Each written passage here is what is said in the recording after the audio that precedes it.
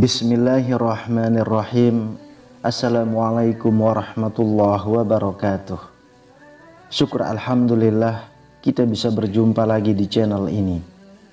Sholawat dan salam selalu dan tetap tercurahkan kepada junjungan kita Nabi besar Muhammad sallallahu alaihi wasallam. Allahumma sholli ala sayyidina Muhammad wa ala ali sayyidina Muhammad. Harapan dan doa saya semoga saudaraku semuanya selalu diberikan kesehatan, dilapangkan rezekinya, diampuni dosa-dosanya, dan dipanjangkan umurnya. Amin ya rabbal alamin. Sahabat beriman yang dirahmati Allah, dalam agama Islam kita diajarkan untuk senantiasa memperhatikan tanda-tanda kemurkaan Allah sebagai bentuk pedoman hidup. Al-Quran dan hadis Nabi Muhammad memberikan petunjuk yang jelas mengenai hal ini, agar kita dapat menghindari kesalahan yang dapat menarik murkanya. Di video kali ini, kita akan menjelajahi 12 tanda kemurkaan Allah yang patut untuk dipahami dan dihindari dalam kehidupan sehari-hari. Yang pertama, disibukkan dengan hal-hal yang tidak berfaedah. Sebagaimana dinyatakan dalam kitab Ayyuhal Walad, pertanda bahwa Allah sedang berpaling dari hamba adalah disibukkannya hamba tersebut dengan hal-hal yang tak berfaedah. Dan satu saat saja seseorang menghabiskannya tanpa ibadah, maka sudah pantas ia menerima kerugian berkepanjangan. Sesuatu yang tidak bermanfaat adalah sesuatu yang tidak bisa memberi dampak baik bagi diri seseorang dan juga bagi orang lain.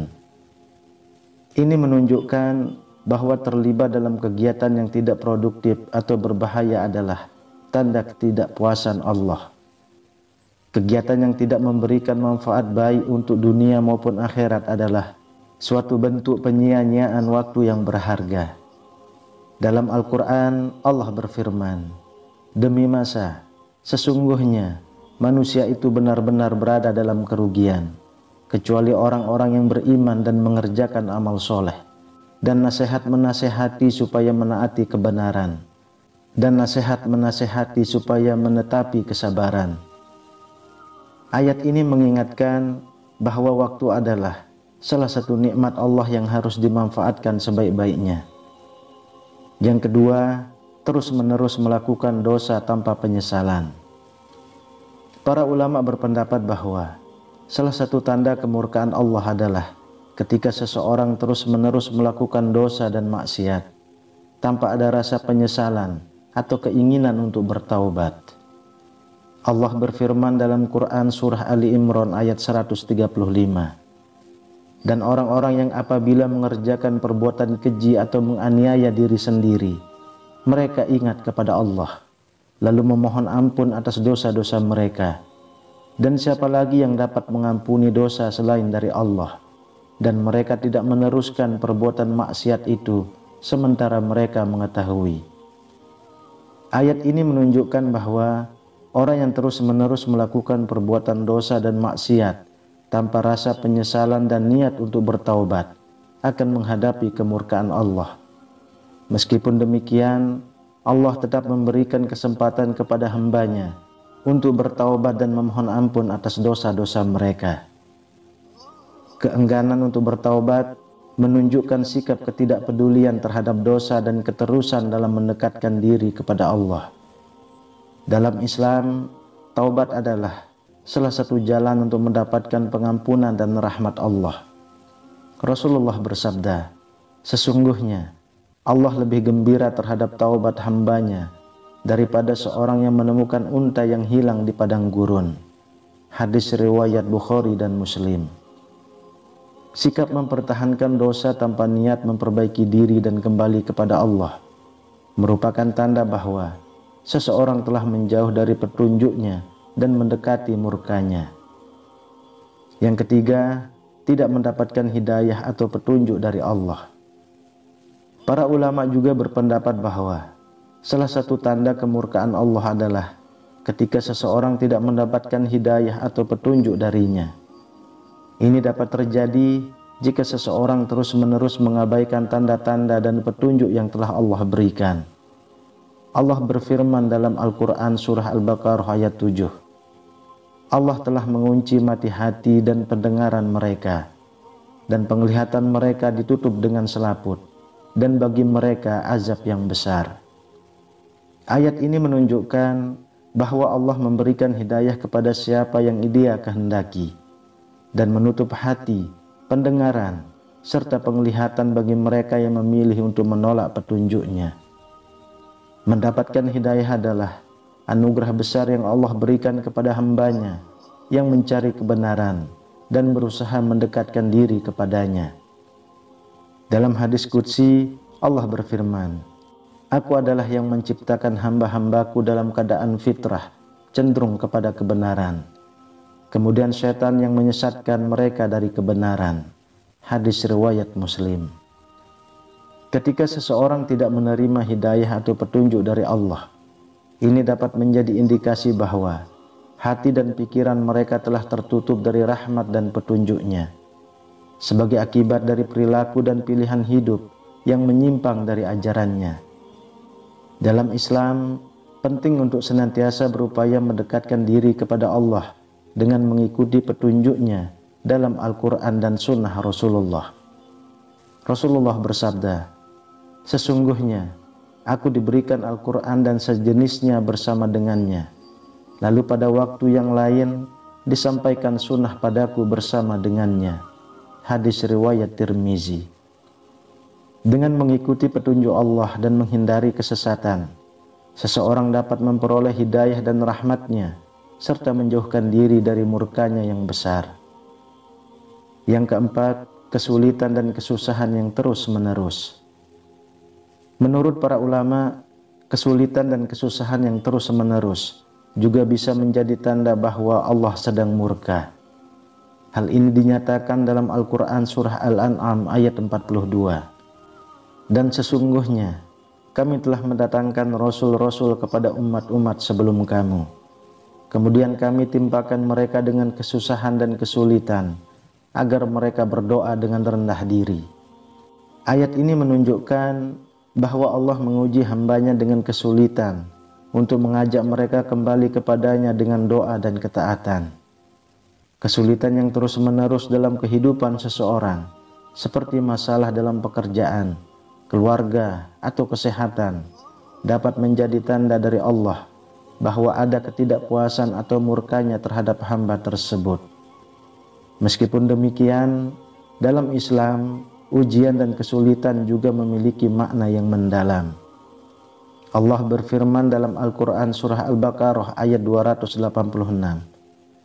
Allah tidak membebani seseorang, melainkan sesuai dengan kesanggupannya.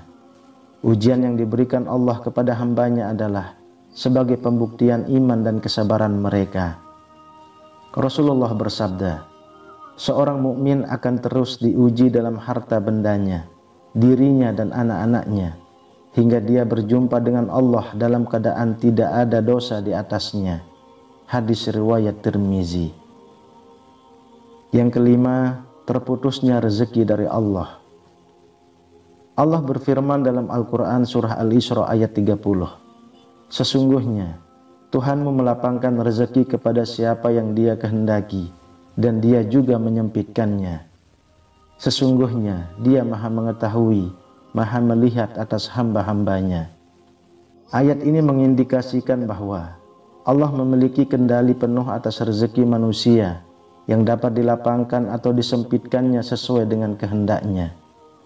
Jika seseorang mengalami kesulitan dalam mencari nafkah atau rezeki yang sebelumnya lancar tiba-tiba terputus, hal ini bisa menjadi pertanda bahwa Allah sedang murka terhadap hamba-Nya. Allah menunjukkan keagungan-Nya melalui pengaturan rezeki sebagai ujian dan juga sebagai cara untuk mengingatkan manusia akan ketergantungan mereka kepadanya. Rasulullah bersabda, "Sesungguhnya rezeki itu diturunkan dengan sebab keberkahan, dan tidak ada yang menahan rezeki selain dosa." Hadis riwayat Ibnu Majah. Yang keenam, hilangnya ketenangan hati. Ketenangan hati adalah anugerah dari Allah yang diberikan kepada hambanya yang taat dan dekat dengannya. Jika seseorang merasa tidak ada ketenangan dalam hidupnya, hal ini bisa menjadi tanda bahwa Allah sedang murka. Allah berfirman dalam Al-Quran surah Ar-Ra'd ayat 28, orang-orang yang beriman dan hati mereka menjadi tentram dengan mengingat Allah. Ingatlah, hanya dengan mengingat Allah hati menjadi tentram. Ayat ini menunjukkan bahwa ketenangan hati adalah hasil dari kedekatan dengan Allah dan konsistensi dalam mengingatnya. Ketidaktenangan hati bisa disebabkan oleh berbagai faktor, seperti jauhnya seseorang dari ibadah, keterlibatan dalam dosa, atau kurangnya keikhlasan dalam beramal. Rasulullah bersabda, sesungguhnya di dalam tubuh ada segumpal daging. Jika ia baik, maka baiklah seluruh tubuh. Dan jika ia rusak, maka rusaklah seluruh tubuh. Ketahuilah, itu adalah hati. Hadis riwayat Bukhari dan Muslim. Hati yang tidak tenang menunjukkan adanya masalah dalam hubungan spiritual seseorang dengan Allah, yang bisa jadi merupakan tanda bahwa Allah sedang menegur atau murka. Untuk mengembalikan ketenangan hati, seorang muslim harus berusaha mendekatkan diri kembali kepada Allah dengan meningkatkan ibadah, berzikir, membaca Al-Quran dan memperbanyak doa.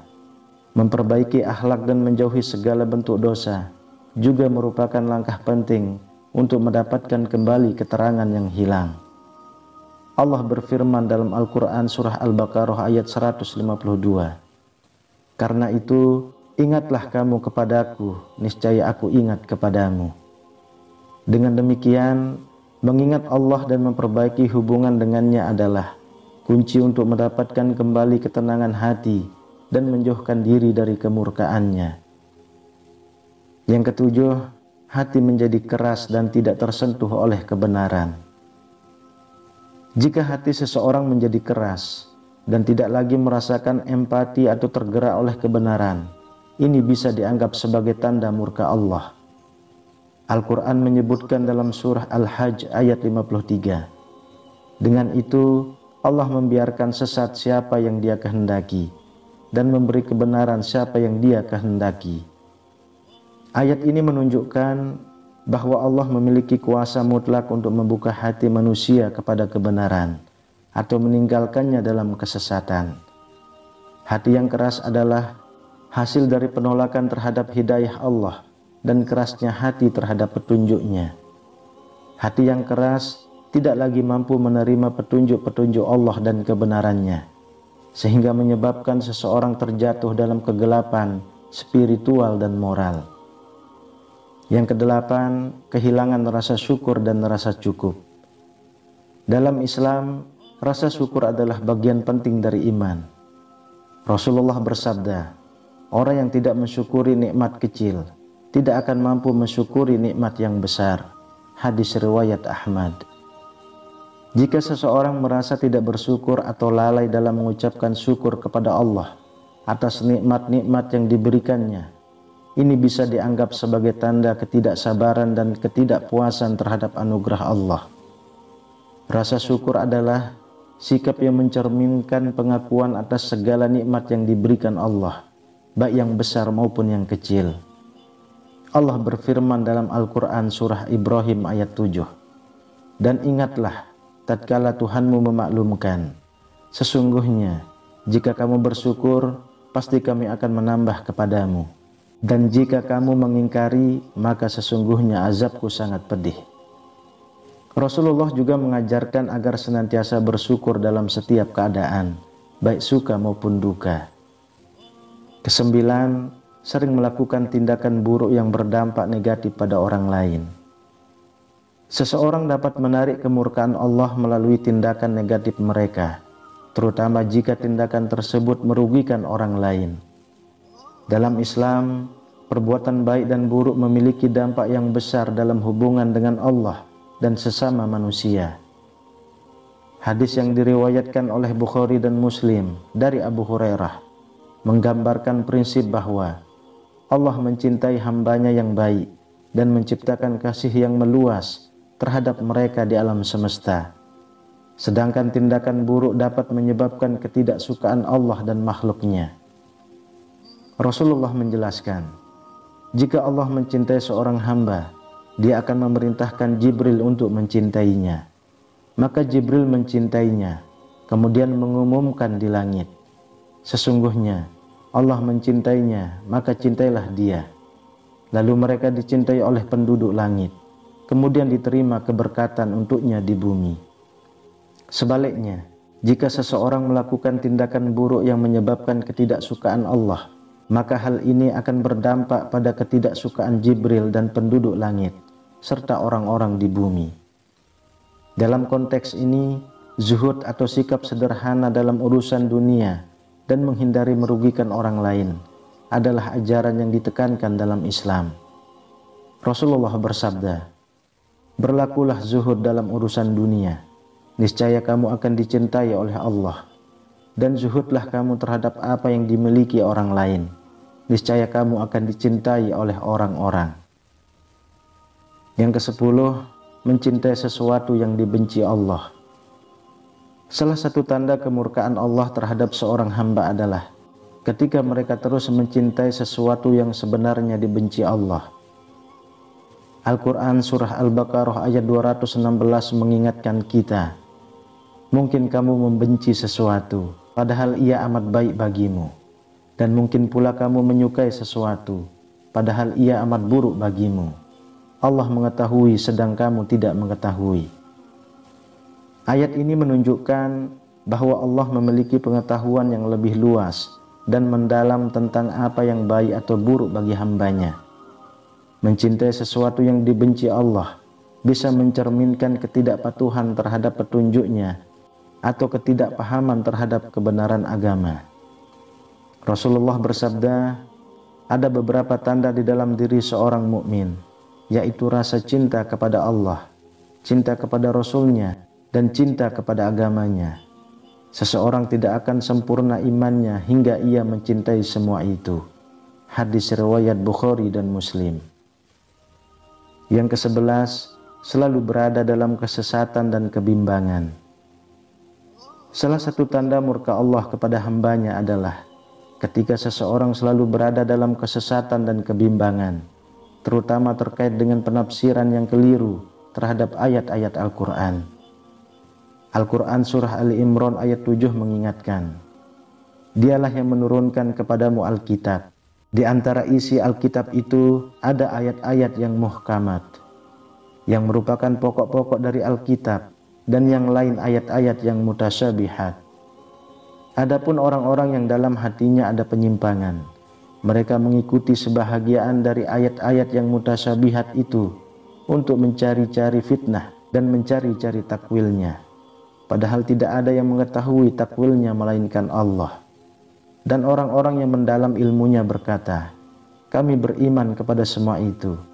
Semuanya dari sisi Tuhan kami, dan tidak ada yang dapat mengambil pelajaran dari ayat-ayat itu, melainkan orang-orang yang berakal. Ayat ini menunjukkan bahwa orang-orang yang berada dalam kesesatan adalah mereka yang menyimpang dari ajaran yang jelas atau muhkamat dalam Al-Quran, dan lebih condong kepada ayat-ayat yang ambigu atau sulit dipahami, mutasyabihat. Mereka mencari-cari fitnah dan takwil, penafsiran yang salah dari ayat-ayat ini, yang hanya Allah yang mengetahui maknanya dengan pasti. Mereka terjerumus dalam kebingungan dan keraguan yang bisa menjadi tanda kemurkaan Allah terhadap mereka. Kemudian yang ke-12, lalai dalam melaksanakan sholat wajib. Hadis Nabi Muhammad menyatakan, perjanjian yang membedakan kita dengan mereka adalah sholat. Barang siapa yang meninggalkannya, maka ia telah kafir. Hadis riwayat Tirmizi. Hadis ini menegaskan betapa pentingnya sholat dalam agama Islam dan keseriusan dosa bagi mereka yang meninggalkannya. Oleh karena itu, seorang hamba yang lalai dalam melaksanakan sholat wajib dapat dianggap sebagai tanda bahwa Allah murka padanya. Selain itu, dalam kitab Wasi'atul Mustafa yang dikarang oleh Syekh Abdul Wahab Sa'roni, terdapat pesan yang disampaikan Rasulullah kepada Sayyidina Ali. Pesan ini menyatakan, "Hai Ali, jika kau murka kepada seseorang, maka Allah akan memberinya rezeki yang haram. Dan jika kemurkaan Allah semakin bertambah, maka Allah akan mempersilahkan setan untuk membantu mengurusi kekayaannya, membantunya memperoleh harta, dan menyibukkannya dengan urusan dunia, sehingga ia akan menyepelekan masalah agama, hingga pada akhirnya ia berkata bahwa Allah itu Maha Pengampun dan Maha Penyayang. Wallahu a'lam bishawab." Demikian yang bisa saya bagikan, semoga bermanfaat untuk kita semua. Amin ya rabbal alamin.